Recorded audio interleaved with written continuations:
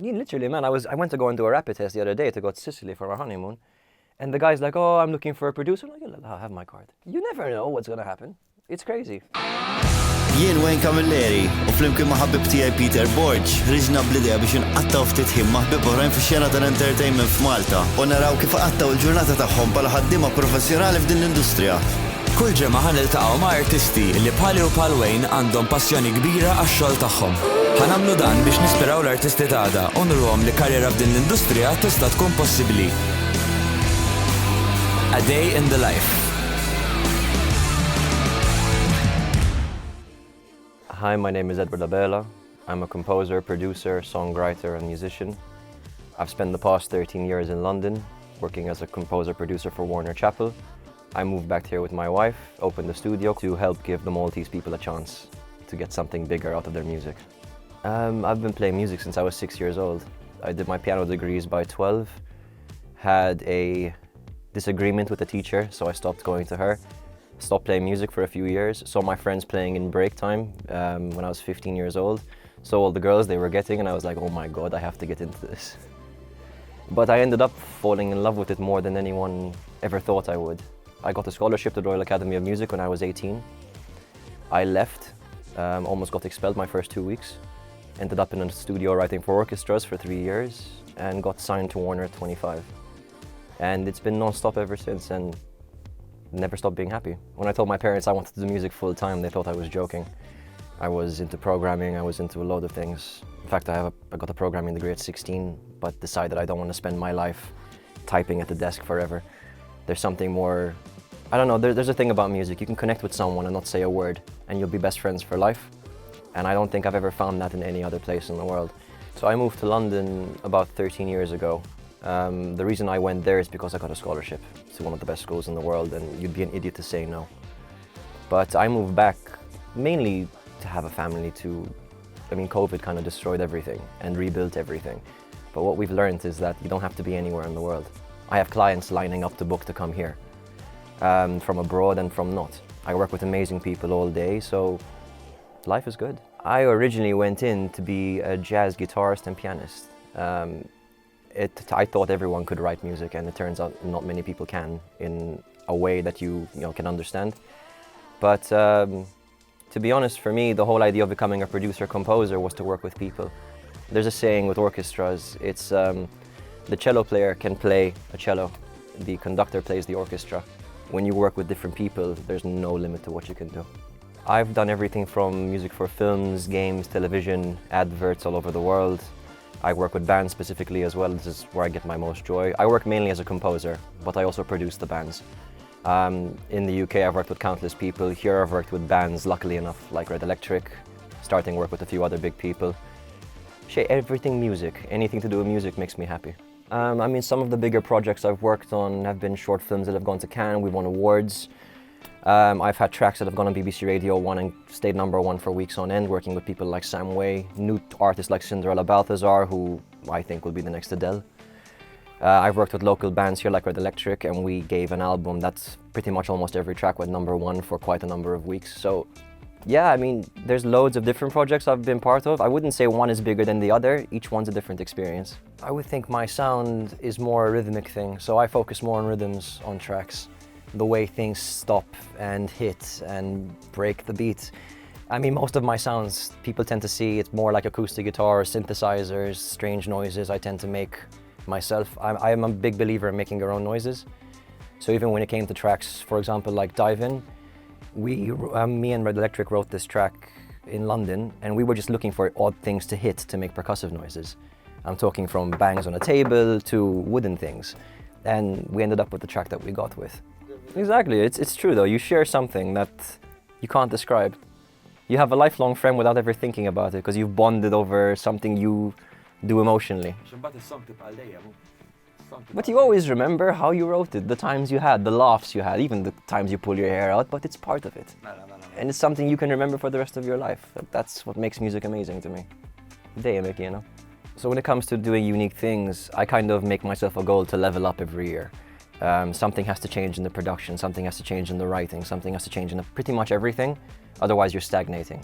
And when you stagnate in music, you become old. So the idea is to never stop experimenting. Whatever thing you're thinking to yourself, this might be wrong. No, that doesn't exist in music. You try something. If you get a weird noise, put it in somehow or another. But yeah, there is no wrong move when it comes to music. So keep trying new things.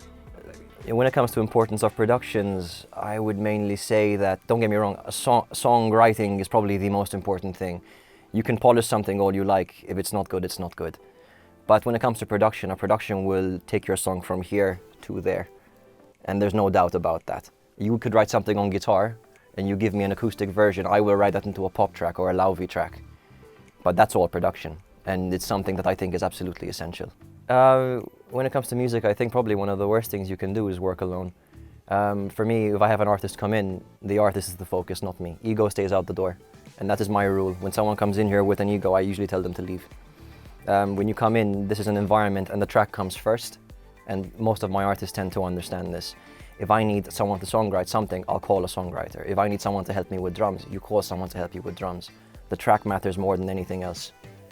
Right, so there isn't really a bad answer for this in that way. People have always asked me this question. They've always asked, what's your backup plan in case something happens? I'm a firm believer in go hard or go home. I've been doing this my whole life. I can't picture myself doing anything else. But for younger people just getting started, what I would actually tell them is learn the basics. Learn theory, learn all you can about music, forget it all and relearn it. That's the only way you're able to express music the way you want to without copying someone else. If you can do that, do it. Right? Everyone's good at something. Once you find it, don't let anyone tell you otherwise. I have many composers that inspire me. With film composers, I'll pick Thomas Newman and John Powell, people who write American Beauty, James Bond, Jason Bourne. Those kinds of people are creative, they try new things, and they inspire people without even realizing. Like in films, when you can hear a score, or when you can see a film and not notice the score, that means they've done their job. Right? When it comes to producers, I've worked with producers here in England, America, Australia. I always look for people that inspire you, that challenge you. And if they don't challenge you, move on, because you're never going to grow as a musician. And the nice thing about music is you can never stop learning. Anyone who tells you otherwise doesn't know what they're talking about. When it comes to composers I admire, I always take inspiration from everyone. Be it Thomas Newman, be it Ludovico Einaudi, amazing pianists, be it bands like the Kinks or the Who. You'll always take inspiration from people, and that's never the issue. That's how you learn, that's how you grow. The issue is copying, so make sure you don't copy.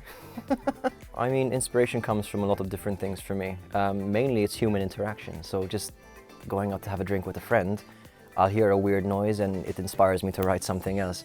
Sometimes it's a band, rarely, but I will always focus on what my client needs. So if my client tells me, I want to sound similar to this person, or I want to hit on the radio tracks, we see what's topping the tracks right now on the charts, and we kind of work our way down. But inspiration comes from everything. Absolutely everything. It's life.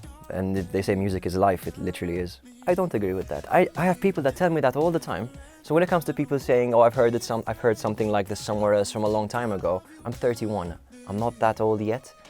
And I'd like to think that, I came up with this. I haven't heard these bands before you mentioned them. When you tell me, I'm quite surprised, but it doesn't mean I've copied them.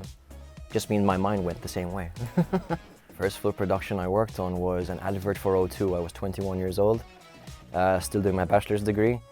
And I'll never forget, I had every person in my class asking me, how did I get the O2 advert? I'm like, I met a guy for drinks and we just kept talking all night. That's the actual way I find that you connect with people. You don't do it over meetings, over emails, you do it over a drink. You do it over a meal. That's how you end up making lifelong business connections, in music anyway. My favorite instrument would be piano, if I'm being honest with you. I've written everything from classical music to funk, pop, bhangra, music of the world at some points as well, from fusion jazz. But lately I'm more gravitating more towards acoustic guitar, just because when you limit yourself to a tuning, you can really figure out how far your creativity can go and how far your writing can go. So I would say 2 instruments, not 1, piano and guitar. A day in the life of me, I wake up in the morning, my wife shouts at me to wake up. I take my dog out for a walk, have a coffee, realize I'm back in Malta, and I get to work. I'm lucky to say that work hasn't stopped from England, from anywhere. People have actually been amazingly encouraging and really supportive, which goes to show the kind of world we're in nowadays. But yeah, a day in the life of me is me trying to get through each day. When it comes to longevity with roles in music, I actually think that there's a limitless amount of work coming in and out. If you want to make loads of money in music, go into advert music, and you'll make something anywhere from 1,000 to 3,000 a day if you have a job every day. But it depends what you're in this for. Yes, you can definitely make money on this, and yes, there are definitely artists, loads of talent in Malta that people deserve to be heard across the world. Just half the reason I came here. I saw so much talent, no one using it. In my mind, I have connections abroad. Why not help these people get somewhere? So definitely, if I can give some advice to someone who's starting out, it's always two things. Number one, keep yourself around honest people, because honest people will tell you if a track is not good, whereas family tend to not want to hurt your feelings. And second most important thing is, if you love something and you're obsessed with it, nothing's going to stop you in this world. You are the only thing that will ever stop you. So if you believe in yourself and people have told you, people who value tell you this, go for it. What's going to stop you in this life?